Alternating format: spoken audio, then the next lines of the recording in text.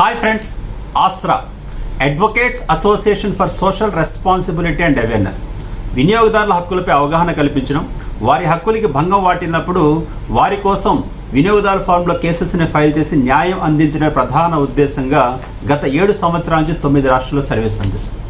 అయితే మరింత అవగాహన కోసం, వినియోగదారులకి ఎలాంటి హక్కులున్న అవగాహన కోసం, ఎలాంటి కేసెస్ చేసాం, ఎలాంటి ఇబ్బందులు పడుతున్నారో తెలియజేయడం కోసమే అవేర్నెస్ కోసం ఈ యొక్క వీడియోస్ పాస్ చేస్తున్నాం. దయచేసి ఈ వీడియోని వాచ్ చేయండి, ఆస్రా ఛానల్ సబ్స్క్రైబ్ చేయండి, నచ్చితే 10 మందికి తెలియజేయండి. మరింత అవేర్నెస్ ప్రోగ్రాన్ని పెంచి 10 మందికి ఉపయోగపడేలా చేస్తారని కోరుకుంటున్నాను. అయితే ఈరోజు టాపిక్, సాధారణంగా ప్రతి ఒక్కళ్ళు మనం ఏదో ఒక లోన్, ఏదో consumer durable loans or personal loans or housing loans అనేది సామాన్యంగా తీసుకొని మనోడు ఎవరు ఉండండి. ప్రతి ఒక్క వినియోగదారుడికి ప్రస్తుత ఆర్థిక పరిస్థితులు మనందరికీ అవసరం ఏర్పడింది. అయితే ఈ లోన్ మీరు ప్రైవేట్ ఫైనాన్స్ నుంచి తీసుకున్నారా, బ్యాంక్ నుంచి తీసుకున్నారా, ఈ లోన్ తీసుకున్న తర్వాత ఒకటి మీరు గుర్తుపెట్టుకోవాల్సిందంటే, మీరు ప్రతి నెల ఈఎంఐ కట్టేటప్పుడు మీ బ్యాంక్ అకౌంట్లో డబ్బులున్నా ఈసీఎస్ సిస్టమ్ పని చేయట్లేదని మీ దగ్గర అటు ఇటు కూడా చెక్ బౌన్స్ ఛార్జెస్ వేయడం జరుగుతుంది. అలాంటి ఇబ్బందులను ఎదుర్కొన్నారా? లేదా మీ లోన్ క్లియర్ అయిపోయాక కూడా మధ్యలో మీద ఒక చెక్ ఈసీఎస్ క్లియర్ అవ్వలేదండి అని 350 రూపాయలు చొప్పున రెగ్యులర్గా ఎవ్రీ మంత్ కట్ చేసుకుంటూ వస్తున్నారా? లోన్ క్లియర్ అయిపోయాక కూడా ఈ పెండింగ్ ఆ పెండింగ్ అని చెప్పేసి మీకు ఫైనాన్స్ కంపెనీలు ఇబ్బంది పెడుతున్నారా? అయితే మీరు తప్పకుండా తెలుసుకోవాల్సిన కొన్ని రహస్యాలు ఉన్నాయి. ఒకటి, వన్స్ మనం ఏదైతే చెక్ బౌన్స్ జరిగేటప్పుడు ఆ చెక్ బౌన్స్ మీద ఏవైతే మన రీపేమెంట్ మీద రెగ్యులర్గా 1 నుంచి 4 సార్లు కట్ చేస్తే ప్రశ్నించే అధికారం మనకుంది. దీనికి మన బ్యాంక్ కూడా లయబిలిటీ అవుతుంది. సో ఈ అవేర్నెస్ కోసం ఒక చిన్న కేసు ప్రతి ఒక్క వినియోగదారుడికి వేయాలని నేనే ఇది నా పర్సనల్ కేసుగా ఫైల్ చేసి దీని ద్వారా అవేర్నెస్ అందించాలని ప్రధాన ఉద్దేశం చేస్తాను. సో కేస్ ఫ్యాక్ట్స్లోకి వస్తే ఇది ఒకసారి చూడండి. కేస్ ఫ్యాక్ట్స్ వస్తే దీంట్లో కంప్లైంట్ ఎవరైతే ఉన్నారో, నేను ప్రతి ఒక్క వినియోగదారు కావాలని వినియోగదారు కన్జ్యూమర్ ప్రొటెక్షన్ యాక్ట్ యొక్క పవర్ తెలియాలని చెప్పి కేసు వేసాను. సో ఇక్కడ కంప్లైంట్ ఎవరంటే హబీబ్ సుల్తాన్ నేనే.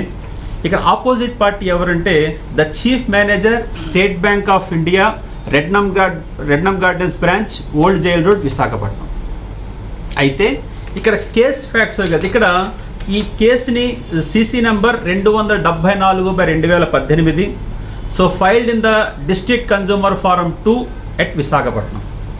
ఈ కేసుని 274/2018 డిస్ట్రిక్ట్ కన్జ్యూమర్ ఫారం 2 విశాఖపట్నంలో ఫైల్ చేయడం జరిగింది. కేస్ ఫ్యాక్ట్స్లోకి వెళ్దాం. కేస్ ఫ్యాక్ట్స్లోకి వస్తే విషయం ఏంటంటే, నేను ఒక ల్యాప్టాప్ తీసుకున్నాను. ఆ ల్యాప్టాప్ కాస్ట్ 30,000 రూపీస్ అండి. ఒక 5,000 డౌన్ పేమెంట్ చేసాం, 25,000 రూపీస్ లోన్ తీసుకున్నాం. ఎవ్రీ మంత్ 2,500 సంథింగ్ 8 మంత్స్లో అది ఈఎంఐలో రెగ్యులర్ ఆప్షన్లో కట్ అయ్యేలాగా ఎవ్రీ మంత్ ఈ యొక్క ఈఎంఐ ఏదైతే ఉందో అది ఎవ్రీ మంత్ 5వ తారీఖున బ్యాంక్లో క్రెడిట్, వాళ్ళు చెక్ ప్రజెంట్ చేస్తారు, మన యొక్క ఫండ్ని క్రెడిట్ అవుతుంది వాళ్ళ అకౌంట్లో. ఇదే ప్రాసెస్లో ఆన్ 2/6/2018 2/6/2018న 5/6/2018 చెక్ వస్తుందని చెప్పేసి 2వ తారీఖున నేను స్టేట్ బ్యాంక్ ఆఫ్ ఇండియాలో నా అకౌంట్లో ఒక 3,000 రూపీస్ డిపాజిట్ చేశాను. 3,000 రూపీస్ 2వ తారీఖున డిపాజిట్ చేశాను. అయితే డిపాజిట్ చేసాం, 5వ తారీఖున చెక్ వస్తుంది, మామూలు క్లియర్ అయిపోతుందని మా వర్క్లో మేము ఉన్నామండి. కాకపోతే ఆశ్చర్యకర విషయం ఏంటంటే 6/6/2018న టింగ్ టింగ్ అని చక్కగా ఒక మెసేజ్ వచ్చింది. ఆ మెసేజ్ ఏంటని చూస్తే ఆ క్యాపిటల్ ఫస్ట్ నుంచి ఒక మెసేజ్ వచ్చిందండి. మీ అకౌంట్లో డబ్బు లేని కారణంగా మీ చెక్ బౌన్స్ అయింది, మీ బౌన్స్ ఛార్జెస్ ఒక 400 రూపాయలు మీ దాంట్లో డెబిట్ చేస్తున్నాం. సో నెక్స్ట్ మంత్ నుంచి మీరు ప్రాపర్గా పెట్టుకోవాలి. అవి షాక్ అండి. ఇదేంటి 2వ తారీఖున డిపాజిట్ చేసాం, 6వ తారీఖు చెక్ బౌన్స్ అంటాడని చెప్పేసి 6వ తారీఖు నేను ఇమ్మీడియట్గా బ్యాంక్ వెళ్ళడం జరిగింది. సో యాజ్ యూజువల్ మీకు తెలుసు కదండి, బ్యాంక్ వెళ్తే పరిస్థితి ఎలా ఉంటుంది, అకౌంటెంట్ పట్టించుకోరు, మేనేజర్ గారు చాలా బిజీగా ఉంటారు. సో ఆటోమేటిక్గా మార్నింగ్ వెళ్ళి కంప్లైంట్ చేస్తే చూస్తామండి 2వ తారీఖు వేశారు కదా అని ఇదేసరికి ఇది కాదు అని చక్కగా ఏం చేశానంటే అక్కడే కూర్చొని to the branch manager, State Bank of India, Rednam gardens branch, Visakhapatnam అని my account number is so and so, I was deposit an amount of rupees so and so డేట్లో 2 అని డిపాజిట్ చేశాను, ఇది క్రియేట్ అవ్వట్లేదని ఒకటే చెప్పాను. సార్ డిస్కషన్స్ అనవసరం, ఈ యొక్క రసీదు తీసుకొని ఎక్నాలజ్ చేసి ఇచ్చేయండి. అప్పుడు కాస్త సీరియస్గా చూశారండి. చూసిన తర్వాత లేదండి క్రియేట్ అయిపోతుంది, నో ప్రాబ్లం సార్ ఇవ్వండి. చక్కగా మనం ఏదైతే అయితే ఇక్కడ ఆశ్చర్యకర విషయం మీరు అబ్జర్వ్ చేయాల్సింది ఏంటంటే 400 రూపాయలు వాడు కట్ చేస్తా అని చెప్పేసి క్యాపిటల్ ఫస్ట్ ఇచ్చాడండి. ఇక్కడ వీళ్ళు 295 వీళ్ళు కట్ చేశారు. అంటే మన అకౌంట్లో మన డబ్బులు వేసుకున్న దానికి ఇక్కడ ఎడాపెడా అంటే 295 from the my account branch and 400 అంటే కేవలం 2500 రూపీస్ ఈఎంఐ కోసం 695 రూపాయలు కట్ చేశారు. అది కూడా ఏంటి, మన అకౌంట్లో డబ్బులు ఉంటుండే కదా. సో లెటర్ ఇచ్చాం, ఇమ్మీడియట్గా వాళ్ళు వెరిఫై చేసుకున్నారు. సో వెరిఫై చేసుకున్న తర్వాత ఏం చేశారు, అమౌంట్ క్రెడిట్ చేసి వీళ్ళు 295ని మళ్ళీ డెబిట్ చేశారు. మళ్ళీ డెబిట్ నా అకౌంట్లో మళ్ళీ క్రెడిట్ చేసేయడం జరిగింది. చేసి సార్ మీ అకౌంట్ సాల్వ్ అయిపోయింది. మరి వాట్ అబౌట్ దట్ 400 అంటే అది మాకు తెలియదు, ఉదర్ పూచ్.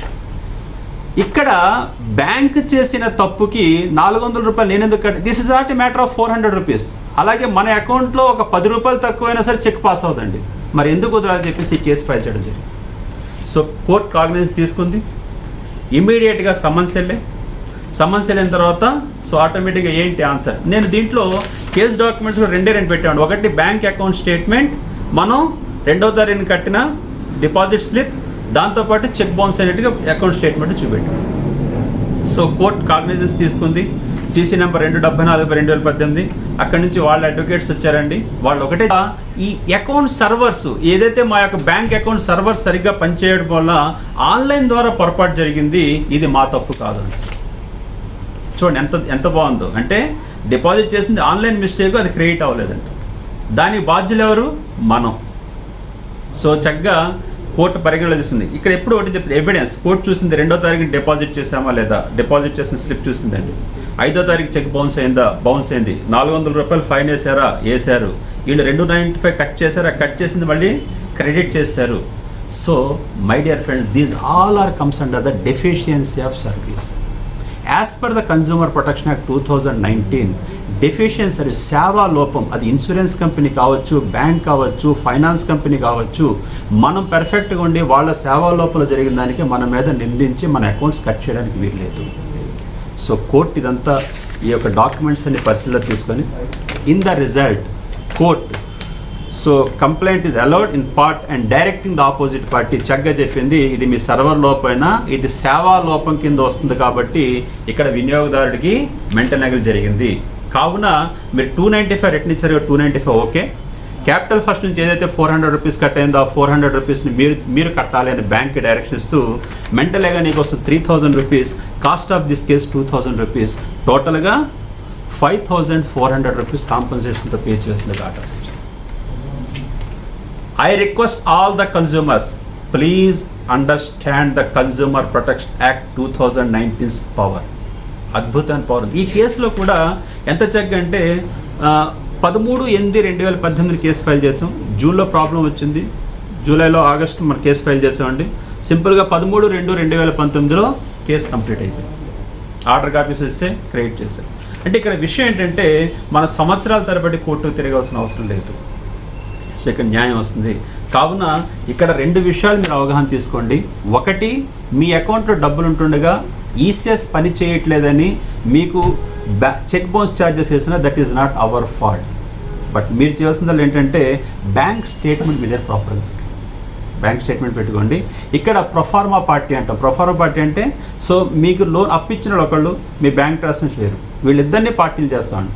సో ఇక్కడ సేవా లోపం ఎవరి ద్వారా జరిగిందో వాళ్ళకి కాంపన్సేషన్ చేస్తారు.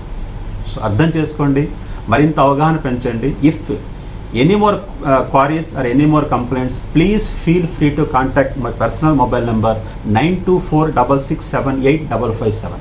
అలాగే please visit our website www.asra.in asra.in. Website visit చేస్తే 9 స్టేట్స్లో మా టోటల్ టీమ్ మెంబర్స్ యొక్క డీటెయిల్స్ ఉంటాయండి. ఏ స్టేట్లో ఏ డిస్ట్రిక్ట్లో టీమ్ కానీ తీసుకోవచ్చు. మీకు ఇలాంటి ప్రాబ్లమ్స్ ఏమైనా వస్తే మా టీమ్ మెంబర్స్కి మీరు కాల్ చేసినప్పుడు ఉచితంగా సర్వీసెస్ చేయడానికి ఆస్రా ఎల్లవేళ సిద్ధంగా ఉంది. అర్థం చేసుకోండి, దయచేసి ఎక్కడ ఇబ్బంది పడద్దు. Know your rights. So I wish all the success. So ప్రతి ఒక్క వినియోగదారుడు తన యొక్క కష్టాలని, సో కార్పొరేట్ కంపెనీస్ మోసాల నుంచి బయటపడాలన్నదే concept. Thank you very much.